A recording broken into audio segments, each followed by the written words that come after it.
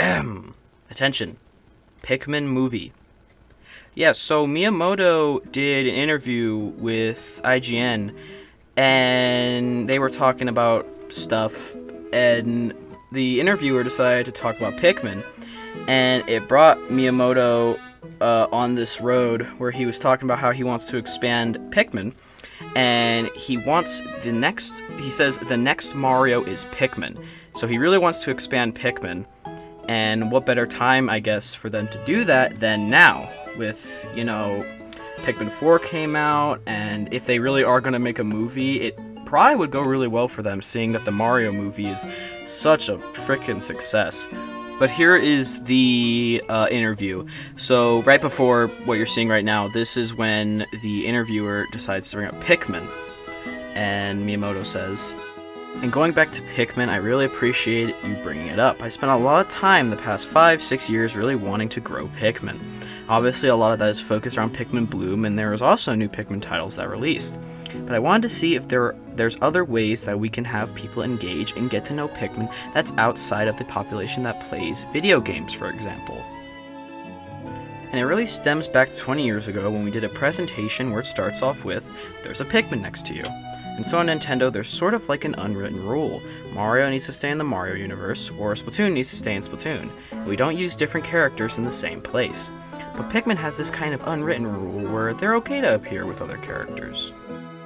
And so our friend, the IGN interviewer, who's secretly a Pikmin fan, decides to chime in more about Pikmin. Where here he states, we love Pikmin, they can get anything in it, yeah. But, he says, do you ever think that Pikmin could expand into more areas at the theme park or movies, longer shows, and stuff like that? Obviously, I can't say yes or no here, but I really see Nintendo as sort of like a talent agency, and we have within our roster a lot of talented characters. So we create a game with certain gameplay concept, gameplay experience, and then we look at the roster and see who would best fit this gameplay concept or experience.